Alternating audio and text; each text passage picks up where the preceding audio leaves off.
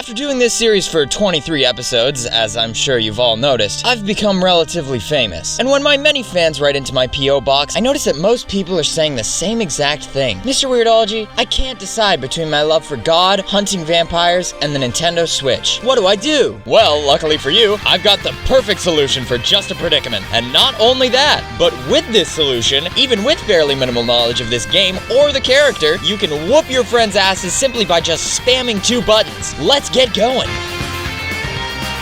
Now, I know what you're thinking. Wait, did you just say you're encouraging me to spam 2 buttons and that's it? Well, no, hold up there. This goes against all pre-established notions of how anybody who plays this game even somewhat competently tells you should be playing this game even somewhat competently. But here's the thing. I think you're forgetting that those people also made the decision not to play as the guy that literally only requires like 2 buttons tops to kick ass. Sometimes it's just as simple as push button win game, point A, point B. No need to play on hard mode like these suckers. And either way, I don't think of it as spamming. I think of it more like a simplified projectile-based attack methodology, which is a helpful little mnemonic device that I came up with just now that stands for, well, shit, fuck acronyms. They're stupid anyway, am I right? Point is, just because it makes people angry, that doesn't mean that it isn't a legitimate strategy. So, there's no need to feel badly about doing it. Just tell your opponents that they need to learn the matchup. That works every time, without fail. Now, I hope you've studied up on your Necronomicon, because today we're talking about how to take advantage of a very special, borderline unholy trinity, otherwise known as Simon's infamous projectiles. The cross, the axe, and the holy water. Okay, to make a long story short, let me try as best as I can to boil this down to a simple science. The cross, Simon's side special, is mostly good for keeping your opponents from attacking on the ground. The attack is flung out and then promptly comes right back to you like a biblical boomerang. The move can also be activated in the air, and when thrown off the stage, it's a pretty good edgeguarding tool. Your neutral special, the axe, is more your go-to move for when people are being jumpy and can easily avoid your cross. It can also be thrown off the stage to cover even more recovery options, and it's good for getting kills. And finally, Simon's down special, holy water, is good against aggressive players whose strategies involve being in your face. If they're getting a little too close for comfort, you can throw that move down, and any player who runs into it will become instantly trapped until they're either hit out of the attack or cooked to perfection and promptly released. The attack can also be placed near the ledge to catch opponents out of recovery. Anyway, these are going to be your primary tools for zoning out your opponent. Zoning, of course, being just a little old Smash Bros term that's like,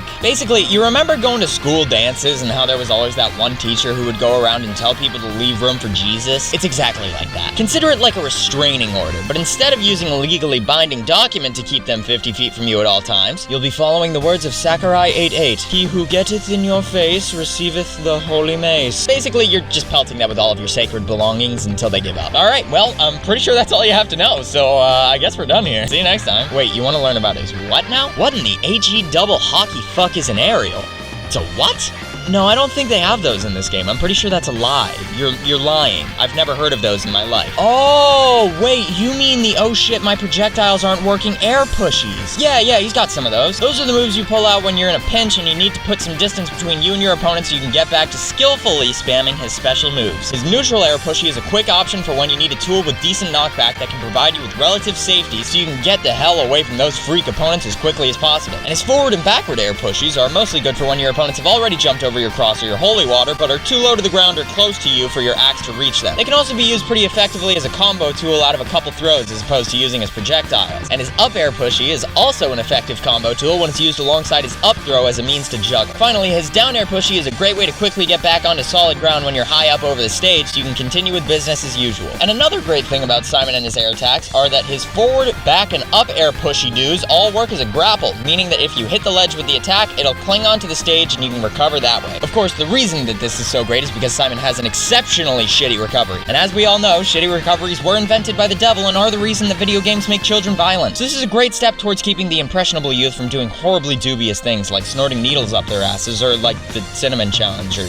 shit like that. Now, speaking of mistakes that are punishable by death, when your opponent is getting high up in percentage and for whatever reason your chunky ass butcher barbarian axe doesn't quite cut it, that's when you should switch your attention over to Simon's smash attacks. But wait, why would you need smash attacks to finish off your opponents when your projectiles are much safer options? It might take longer, but I mean, I wouldn't want to hit my opponents with a 12-foot pole. That's dangerous. Luckily, however, Simon's smash attacks have a range of about 7 12-foot poles tied together, so that should be no problem. You're probably going to want to focus mainly on his forward smash, which is just your typical high damage, high knockback smash attack, plus about 4 or 5 extra yards of range, and his up smash, which is a great anti-air tool that goes straight up and reaches high enough to make even the highest flying birds shit their pants. But your down smash is also good for when your opponent is about 1 Bible's length too close for you and you need them to get the fuck away right now. These attacks are also superb punish options for when your opponents get caught in your divine fireball, so don't be afraid to throw out a good old-fashioned chain smack every once in a while, because sometimes motherfuckers just need to get smite-rated. Alright, well now that you have the know-how to back up your passion for vampire hunting on a handheld Nintendo console in the name of the Lord, you can put it into play and show the world what it really means to do the Monster Mash. Go get him, Tiger.